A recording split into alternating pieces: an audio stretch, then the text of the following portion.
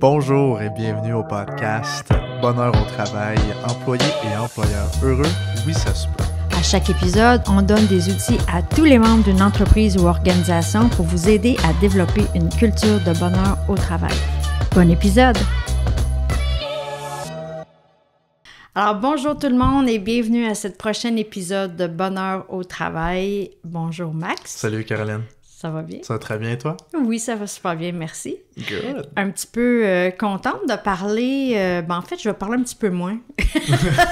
On va passer les deux prochains épisodes à parler de marketing d'employeurs. Et puis, c'est pas mon sujet, c'est pas ma spécialité. Alors, on va plus entendre l'expertise de Max qui va ressortir les prochains épisodes. Bien sûr, j'ai toujours une opinion, là, mais... Je suis pas inquiet qu'on va t'entendre pareil.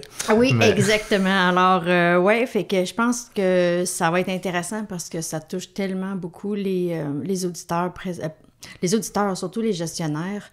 Mais je pense qu'il y a autant de bonbons à apprendre pour les employés aussi dans ces prochaines chroniques-là. C'est ça. C'est un phénomène, c'est une pratique qui a pris énormément de popularité en Amérique du Nord dans les dernières années, je dirais au Québec particulièrement depuis 2019. Donc depuis 2018 aussi, c'est depuis ce temps-là que la rareté de la main-d'œuvre se fait vraiment plus sentir. Ouais. Donc ça a pris énormément de popularité, puis c'est important...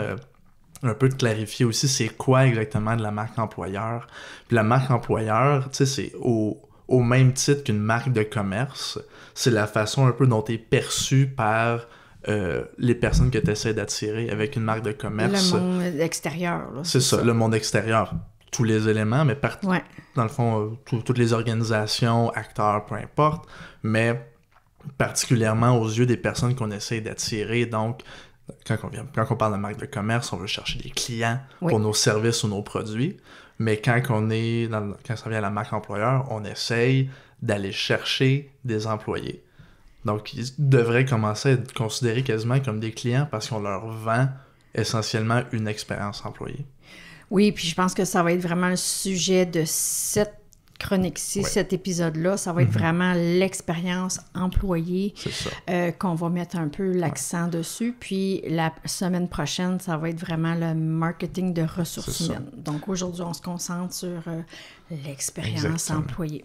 Alors ça, j'ai beaucoup de choses à dire parce que j'en ai fait beaucoup de boulot. Puis je suis certaine que probablement que certains des gestionnaires ou même des employés, quand ils vont t'entendre parler des termes plus spécifiques, ils vont pouvoir le rapporter à une expérience vécue. Fait que même si on n'a pas nécessairement les mots qui se rattachent à ça, là, ça va être comme « Ah, OK, ouais. » Là, on va être capable de mettre des mots sur ce qu'on a vécu, ce qu'on a apprécié, ce qu'on a moins apprécié pour nous aider à maintenant, comme souvent on le dit dans nos chroniques, c'est de vraiment d'avoir une plus grande prise de conscience sur qu'est-ce qu'on fait. C'est ça. Donc, la marque employeur, c'est pas juste de la publicité. Oui. C'est ce qu'on voit, mais l'aspect publicitaire, l'aspect marketing, c'est un aspect de la marque employeur qui s'appelle du marketing de ressources humaines, marketing de talent. Il n'y a pas de terme spécifique, mais c'est ça qu'on veut dire. Ouais. Mais j'ai une citation justement de Pierre-Luc Bordelot, cofondateur de Happy Culture, qui dit, justement, quand on parle de marque employeur, il avait cité, lui il avait dit... avant de faire son marketing, il faut faire son market-in. Donc, ce que ça veut dire, c'est faire du recrutement, puis faire la marque employeur, puis soudainement poster des photos de son équipe sur Facebook, faire des affiches de poste, dire « on recrute », c'est comme penser à la vente sans avoir pensé à son service. Ou le produit comme tel. Ou le produit comme tel, parce que c'est exactement ça. On vend une expérience. Viens chez nous, tu vas vivre X, Y, Z.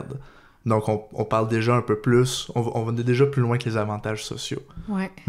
Fait que ce que tu veux dire, dans le fond, c'est pour les gestionnaires de vraiment porter attention, de pas juste faire des affiches puis faire du wow extérieur, mais travailler aussi à l'interne dans le market-in, le in dans l'interne de l'entreprise pour que ce qui est affiché à l'extérieur reflète ce qui est à l'intérieur. Exactement. Donc, c'est important pour les entreprises, puis pour les entreprises qui naissent, qui sont nées dans les dernières années ou qui vont grandir et naître dans les prochaines années aussi, ça va être de plus en plus important.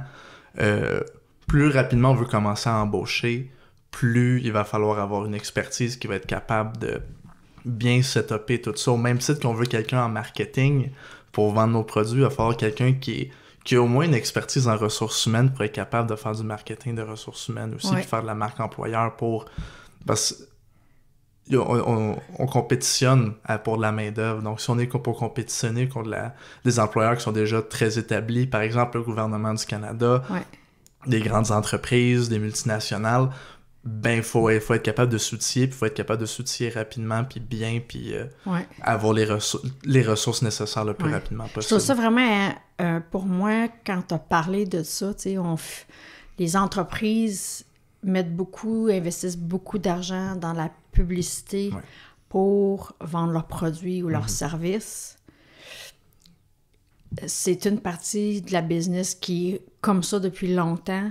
Mais là, maintenant, il faut vraiment penser à faire la même chose en parallèle, mais au lieu de vendre des produits, c'est là comment se vendre pour aller chercher des employés, puis pas juste qu'est-ce qu'on vend, mais après ça, fournir la marchandise qui est ce qu'on appelle l'expérience d'employé. Exactement. Puis à la fin de la journée, l'expérience employée va être intrinsèquement reliée à la marque de commerce.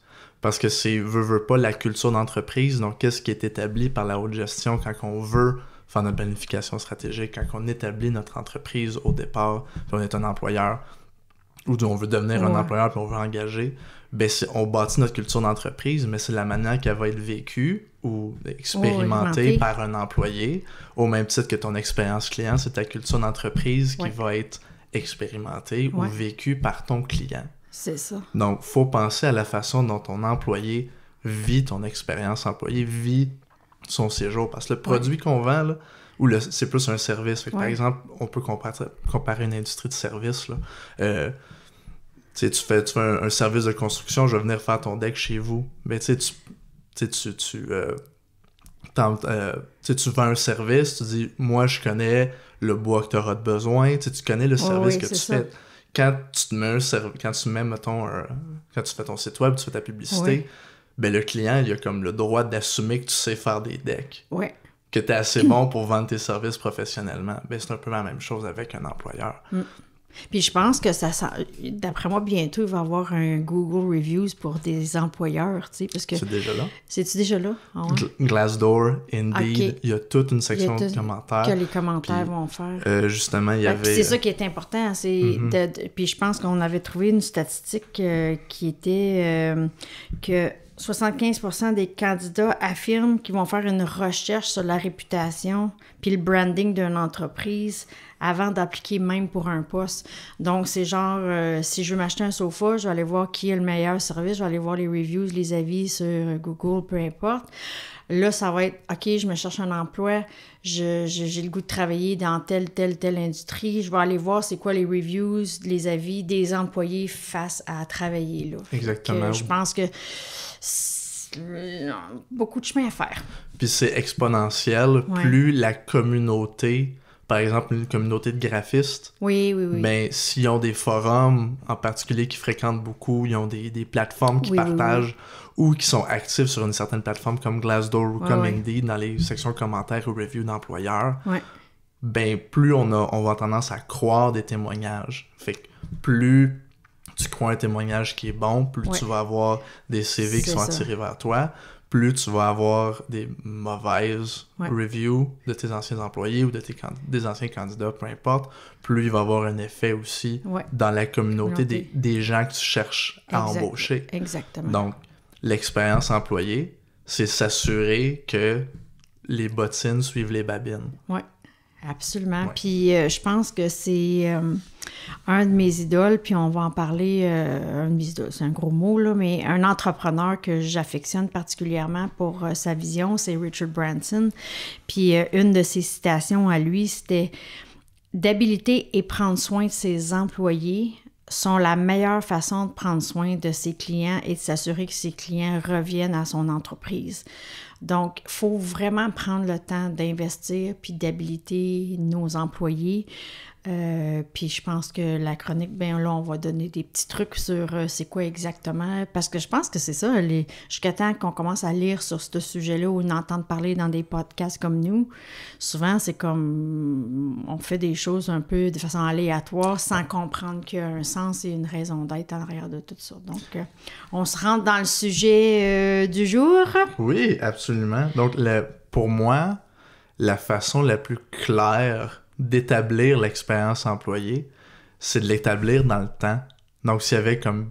Si on veut 4 cycles de la même manière que un cycle de vie, si on veut, d'un employé. Il y a 4 étapes dans le cycle modèle que j'utilise, que j'aime utiliser. Donc, essentiellement, on planifie dans le fond, l'expérience dans le temps selon différents stades. Donc, le stade d'entrée, quand il est arrivé en entreprise, puis dans le fond, qu'il est à l'aise dans son emploi, à un moment donné, il va vouloir évoluer, il va vouloir se transformer, il va vouloir avoir de la formation ou avoir un plus haut poste. Et évidemment, ça c'est la triste réalité pour les employeurs, l'employé va partir de toute façon. Qu'il parte à la retraite, ou qu'il parte pour un autre emploi, ou plus d'argent, ou complètement à porte, il va partir de toute façon. Ouais. Faut garder ça en tête. Oui. Donc, comment est-ce qu'on peut maximiser, par exemple, le bonheur au travail des employés à chacune de ces étapes-là? Donc, c'est une question de s'outiller pour chaque étape dans la vie ou dans le séjour d'un employé. Oui. Fait que là, c'est un petit peu là qu'on va commencer à donner des exemples. Par exemple, un candidat qui applique dans le fond, qui applique sur un poste. Ouais. L'expérience employée est déjà commencée parce qu'il a déjà démontré un intérêt envers l'entreprise. Donc, s'il a déjà postulé, c'est parce qu'il a vu une affiche de poste, il a vu votre site web, il a vu peu importe les outils que vous utilisez pour accrocher les yeux, il les a vus, vous l'avez convaincu, il a mis son CV. Puis je pense qu'il y a probablement une je sais pas comment le dire, pas une fausse croyance, mais genre, ils sont pas conscients que le processus est déjà entamé. En tant que gestionnaire là, ou entreprise, eux autres, ils pensent que l'expérience d'employé, c'est quand il devient un employé officiel. Mais dans le fond, c'est quand il y a un candidat potentiel qui met les pieds ou le téléphone ou quoi que ce soit, le premier contact qu'il y a, puis même avant, si c'est par le site web ou quoi que ce soit, mais c'est déjà entamé. Du moment que quelqu'un a les yeux sur toi pour un potentiel de venir travailler, le cycle de vie, l'expérience d'employé commence. Ouais. D'où l'importance, encore là, d'avoir quelqu'un qui s'y connaît un peu plus en recrutement ou qui a des bonnes connaissances de recrutement et peut-être un petit peu de marketing. Parce qu'il va être capable de déterminer, OK, c'est qui un candidat potentiel pour nous, à qui on s'adresse. Là, on va en parler plus en détail dans l'épisode sur le marketing des ressources humaines, mais c'est comprendre que chaque personne qui rentre dans cette catégorie-là dans la population, c'est un candidat potentiel aussi. Donc, l'expérience employée, c'est justement... elle commence juste au moment où quelqu'un dans cet échantillon-là regarde un de vos outils ou apprend à vous connaître. Vous voyez, c'est là que l'expérience commence. Oui, donc si là, on nous a entendu, vu l'expérience commence, alors on envoie des CV, on a reçu un courriel, on a reçu un appel. Alors, qu'est-ce qu'on peut faire, Max, pour justement que l'expérience de l'employé commence positivement dès qu'il nous a vus ou entendus? Bien, comme j'ai mentionné, à partir du moment où le candidat a déposé son CV, il est déjà comme vendu, il a déjà le goût de travailler chez vous. Là, c'est une question, tu sais, comment est-ce qu'on peut l'optimiser? Ben, à certains moments, c'est quasiment du gros bon sens. Quel genre de boss qu'on aimerait avoir, quel genre de personne qu'on aimerait être si on avait à être un employé. Donc, recevoir, par exemple, juste un petit courriel pour être remercié de notre candidature, ça coûte pas rien, ça coûte pas cher, puis ça peut faire toute la différence, juste un petit merci. On peut aller encore plus loin également, puis réitérer, si on veut, la période de fin de collecte de CV. Donc, par exemple, la période dure 1 mois, le candidat a appliqué après 2 semaines sur le mois, se dit, bien, on va te contacter avec quelque chose de plus concret, dans 2 semaines, avec la date ou le délai que vous désirez. le délai est pas tant important, il n'y a pas comme de délai magique. Du moins, c'est pas ça le but du podcast. Le but, c'est de dire de donner comme un temps, une heure, puis de livrer. Et comme délibérément donner des nouvelles à ce moment-là. Puis il y a dépendamment si c'est une candidature exceptionnelle que vous voulez rencontrer tout de suite ou une candidature que vous rejetez. Oui. L'important, c'est de donner le même traitement, simplement pas donner le même message. Oui, puis je pense que c'est d'être dans la considération de comment on traite l'autre, que ça va nous revenir aussi. Donc, même si on le sait que c'est peut-être pas nécessairement un CV qu'on va vouloir retenir, simplement de dire merci de votre intérêt, puis vous allez avoir des nouvelles de nous par telle date.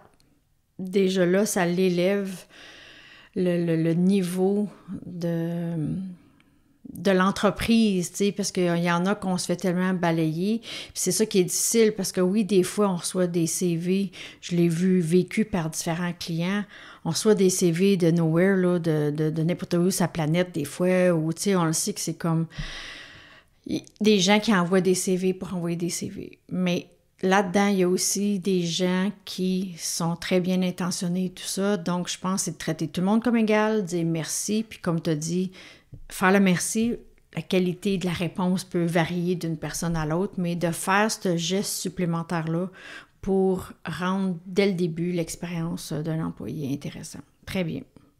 Fait que je pense qu'après ça, une fois qu'on a décidé de cette gang-là on veut rencontrer, bien, il y a toute la partie de l'entrevue que là aussi, l'expérience de l'employé débute. Définitivement. Et la façon dont on structure l'entrevue, c'est entièrement basé sur ce que vous voulez savoir sur l'employé, mais ce que vous êtes prêt un peu maintenant à vendre de votre entreprise aussi. Parce que dorénavant, les candidats, ils challenge, sans vouloir dire challenge à l'entrevue, mais ils vont poser des questions. C'est beaucoup plus une discussion ouverte, ou du moins un échange, plus que l'employé qui répond à des questions. Puis c'est moins unilatéral. Oui, puis écoute, tu me fais penser à quelque chose, Max. C'était un de mes avocats dans le passé qui m'avait donné ça, puis qui m'avait dit ça, puis il dit, moi, quand je rencontre un client potentiel, parce qu'il l'a approché, il lui dit toujours que là, ça va être une rencontre où on va mutuellement décider si on a le goût de travailler ensemble. Ouais. Puis je pense que c'est rendu là avec les employés aussi. Ouais. Sont autant là pour t'interviewer toi que toi, t'es là pour les interviewer eux. Puis je pense que si on commence à avoir cette pensée-là de dire on se rencontre pour voir si on a les points communs, les valeurs communes, mais aussi pour dire j'ai le goût de travailler avec toi. Fait que je pense que les entreprises doivent être prêtes à vivre ce genre d'expérience-là au lieu d'être juste unilatéral, comme tu l'as si bien dit. Mais de la même manière qu'on essaierait de signer un client. Oui. T'as ton branding, t'as tes outils de marketing, mais ton candidat, il a tout vu ça. Ouais. Il a tout vu ça, il sait c'est quoi, il sait qu'est-ce qui l'intéresse chez vous, il a appliqué. Ouais. Ça a été assez pour qu'il veuille déposer son CV, puis aller à l'entrevue, puis vous rencontrer. Ouais. Fait que là, c'est certain qu'il va essayer de valider s'il va avoir tout ce qu'il peut avoir, mais tout ce que vous lui offrez aussi. Ouais. C'est certain qu'il y en a qui vont être moins... comment je peux dire ça? Ils vont être moins bien intentionnés, puis ils vont essayer d'arriver là, puis vous highballer au niveau de la négociation du salaire, mais on parle pas de ça, on parle vraiment juste de valider qu'est-ce qui les intéresse vraiment. Ouais. Puis excuse-moi, je t'interromps. Non, vas-y. Ouais, ben puis c'est ça, je pense, c'est de rendre l'expérience de l'entrevue intéressante, puis c'est quoi l'image qu'on projette, autant pour l'employé. Est-ce que tu arrives à l'heure? Est-ce que tu es bien mis? Est-ce que tu as de l'air à carry, que tu veux être là? Même chose pour le gestionnaire. Je sais pas combien de fois il y a des endroits où quelqu'un arrive pour une entrevue, ben là, il est occupé, là, il sera avec vous dans pas longtemps. Fait que c'est comme s'il est pas bien attendu, puis les gens sont pas bien préparés. Fait que déjà là, ça lance des messages de comment va se poursuivre l'expérience de l'employé si une fois qu'il est rentré dans la boîte. T'sais. Fait que de traiter avec soin l'entrevue, autant pour l'employé que l'employeur, je pense, vaut de l'or pour ça, de prendre ce processus-là avec soin. Ben, c'est une étape hyper importante, juste simplement du processus d'embauche. Puis le processus d'embauche, c'est même pas le nerf de la guerre. Le nerf de la guerre, c'est la fidélisation, puis s'assurer justement que les promesses qu'on a faites dans le marketing de ressources humaines et dans tous nos autres outils, on les a livrés. Oui.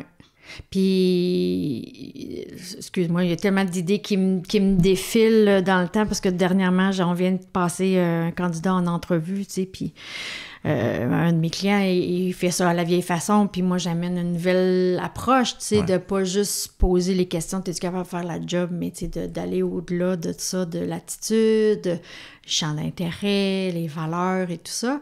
Puis, pour moi, souvent, les candidats sont nerveux.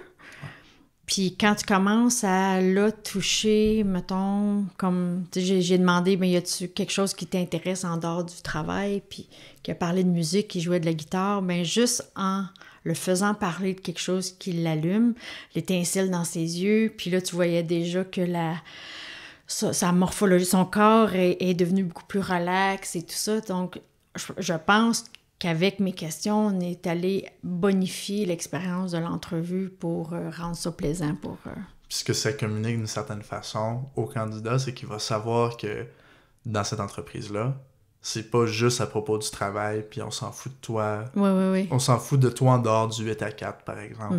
On se soucie de toi, puis on va apprendre à te connaître. Puis pour certaines personnes, c'est extrêmement important. Clairement, pour ce candidat-là, c'était important. Donc, vous avez scoré des points en tant qu'employeur chez lui. Tout à fait. Puis une fois qu'on a passé l'entrevue, on l'a sélectionné, c'est un coup de cœur, on veut que cet employé-là commence chez nous, mais là, il faut préparer son arrivée. Puis ça, c'est au même titre que la préparation pour une entrevue, qui est une étape hyper importante.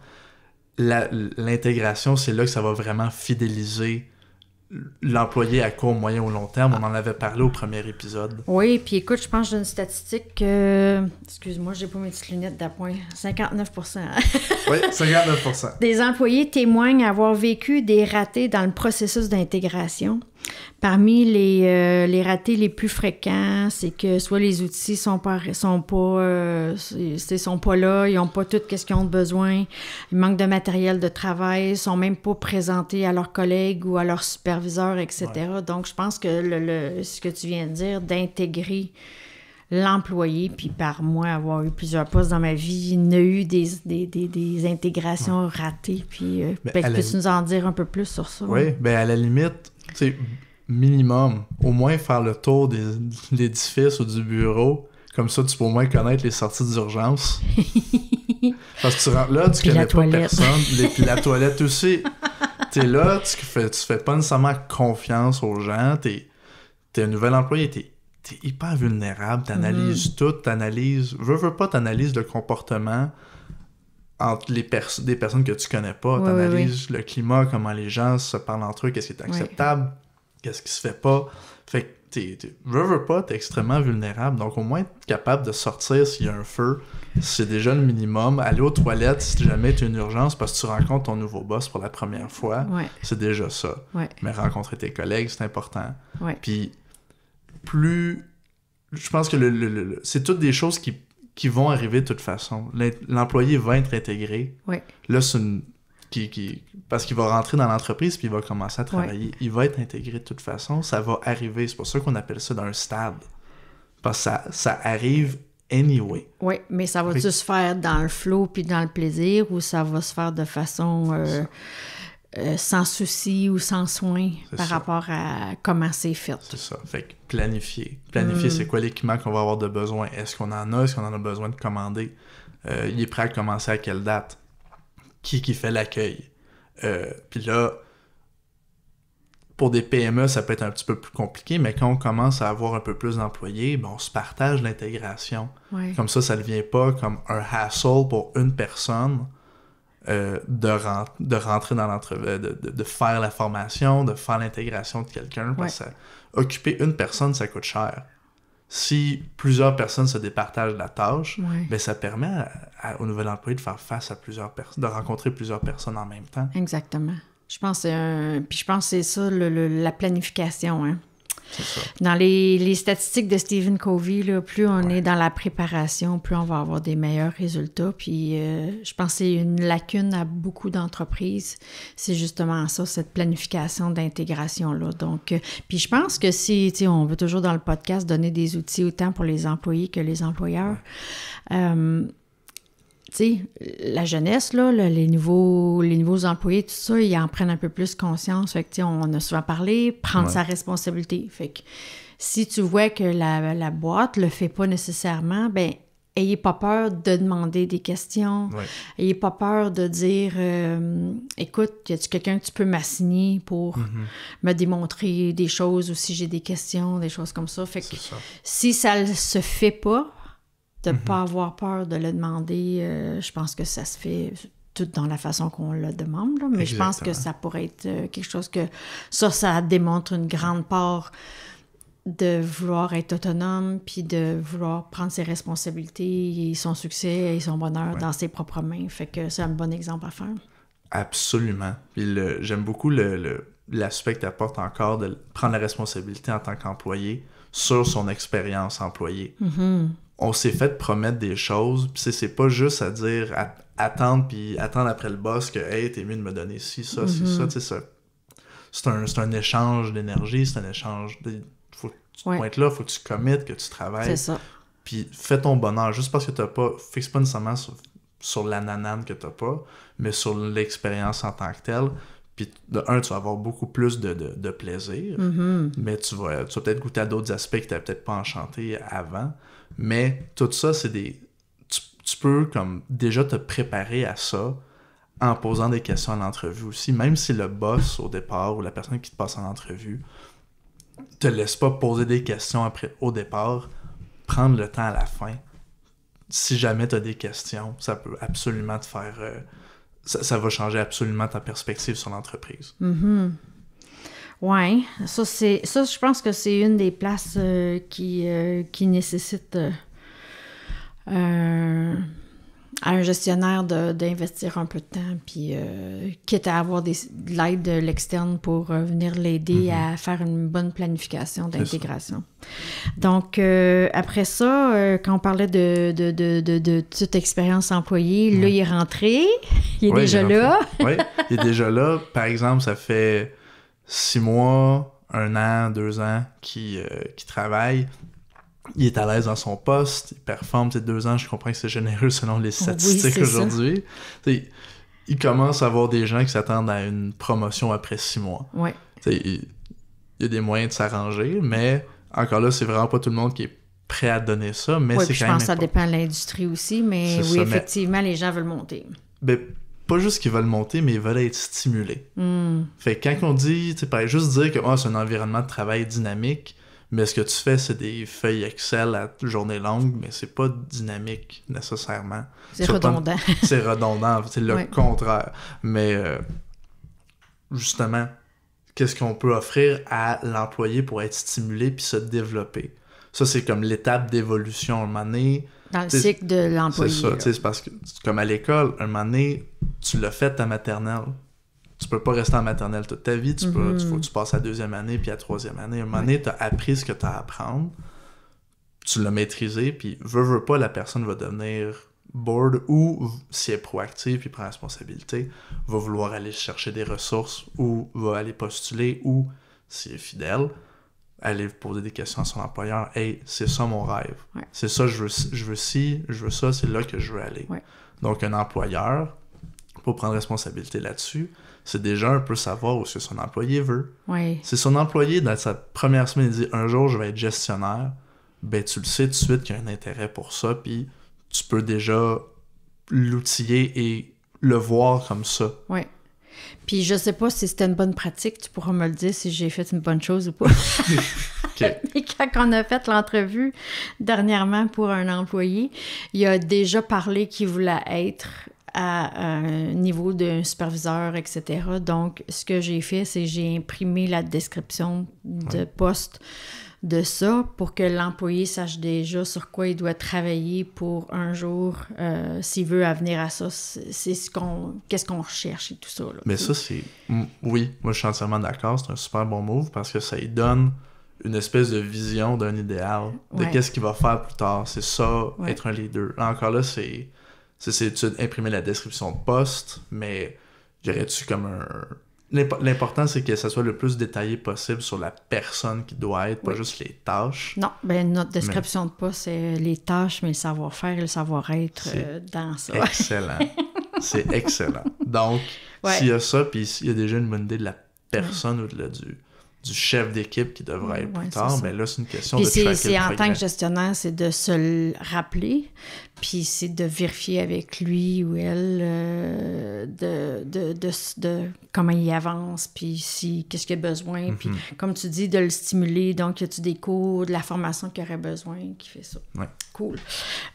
Ensuite, y aurait-tu une autre partie du cycle que...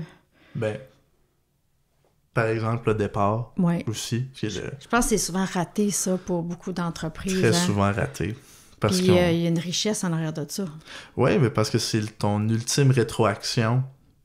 Du moins, peut-être pas ton ultime, parce qu'il y a bien des gens qui peuvent encore le bullshiter dans leur entrevue de départ, si jamais il y en a. Là.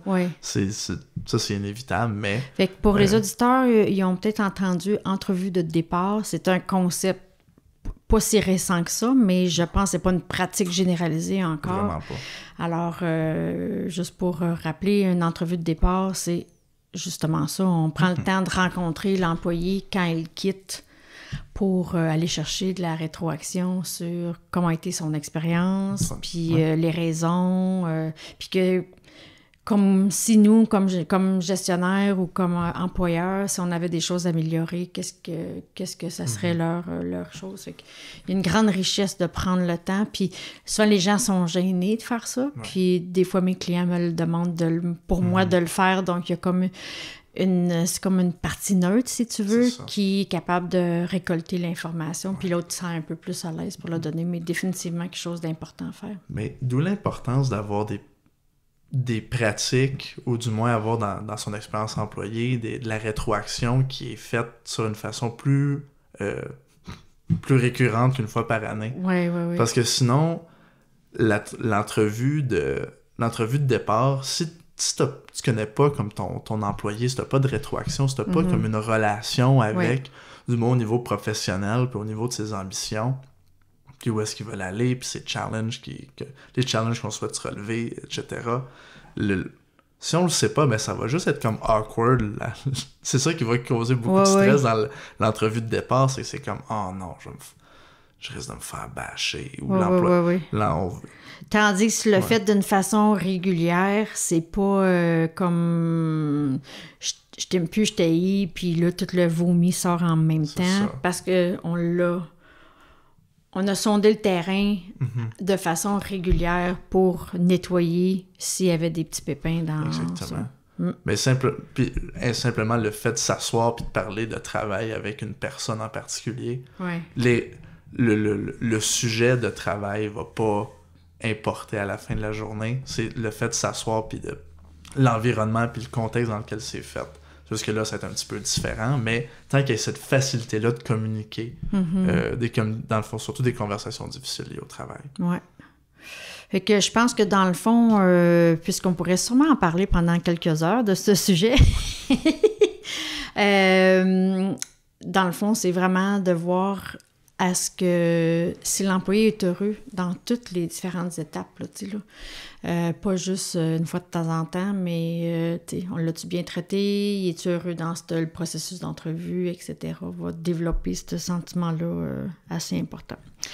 Alors, on est déjà rendu, je pense, à la petite place dans notre épisode où on aime porter des choses des actions, des appels à l'action, parce que sinon, c'est juste de l'information. Donc, je pense que le premier, c'est d'arrêter de focusser sur juste le salaire de la personne, puis mettre l'accent sur l'expérience, pas juste de l'employé, mais du candidat tout au long de son cycle de vie. Donc, focusser sur l'expérience de l'employé. Le deuxième appel à l'action, ça serait de faire un guide d'intégration pour un nouvel employé, puis aller solliciter peut-être même comme le feedback des employés qui sont déjà là. Si quelqu'un était nouveau à rentrer demain, puis où vous rentreriez demain, puis c'est votre première fois, qu'est-ce que vous auriez aimé savoir ou quoi que ce soit? Fait que ça peut devenir un projet collaboratif qui pourrait être intéressant pour tout le monde, mais définitivement de faire un plan d'intégration. Et puis, d'oser faire une entrevue de départ. Je pense que ça, c'est l'appel à l'action là, qu'on vous suggère fortement, etc. Oui. Donc, en résumé, Max, qu'est-ce que tu dirais par rapport à l'expérience employée, là, les petits mots de fin que tu aimerais que les auditeurs y repartent avec? Dans le fond, l'expérience employée ou la marque employeur, c'est pas juste des photos sur Facebook, c'est pas juste des belles affiches de poste. Il y a un gros travail à l'interne d'être fait, qui doit être fait pour s'assurer au minimum, qu'on compte pas des menteries. Puis même si c'est des menteries qu'on voulait pas dire ou qu'on le savait pas, c'est important de faire l'exercice à l'intérieur. Donc, analyser et bâtir une expérience employée qui a de l'allure. L'expérience employée qui a de l'allure, c'est une expérience où l'employé est heureux quand il arrive dans le poste qu'il occupe, dans le poste qu'il veut, puis même quand il s'en va. Oui, puis je pense que c'est ça, hein, c'est que ça devient tes meilleurs ambassadeurs pour tes prochains employés qui vont travailler là, parce que s'ils sont heureux, puis ils aiment ça travailler, puis ont une bonne expérience d'employé, ils vont en parler aux gens autour d'eux, leurs amis ou quoi que ce soit. Fait que c'est des bonnes chances que tu vas recevoir des CV sans même que tu aies à afficher une description de poste ou un poste qui s'ouvre ou quoi que ce soit. Fait que... Puis tes ambassadeurs, j'adore le fait que tu mentionnes des ambassadeurs ou tes employés heureux qui parlent de ton entreprise, de la manière qu'ils vivent, parce que c'est dans le fond ta pierre angulaire pour ton marketing de ressources humaines délibérément. Qui va être notre prochaine chronique. Oui, la semaine prochaine, on parle de marketing de ressources humaines. Cool. Ben, écoute, Max, comme toujours, un plaisir de discuter avec toi de ces sujets de l'heure. Je pense que c'est... autant moi, j'en apprends et je grandis dans tout ça. Donc, merci pour ton apport. Merci à toi. Merci. Puis, merci à notre beau Félix qui est derrière la caméra, qui nous supporte dans tout notre processus et tout ça. Alors, merci. Et merci, vous, chers auditeurs, si vous êtes encore là à l'écoute. Ça me fait chaud au cœur de savoir que vous nous écoutez jusqu'à la fin. Merci. Oui, merci chers auditeurs et revenez-nous la semaine prochaine pour un autre épisode de Bonheur au travail, employés et employeurs heureux. Oui, ça se peut. Merci de vous abonner à notre chaîne YouTube et de nous suivre sur nos réseaux sociaux Facebook et Instagram. Merci, à la semaine prochaine. Bye!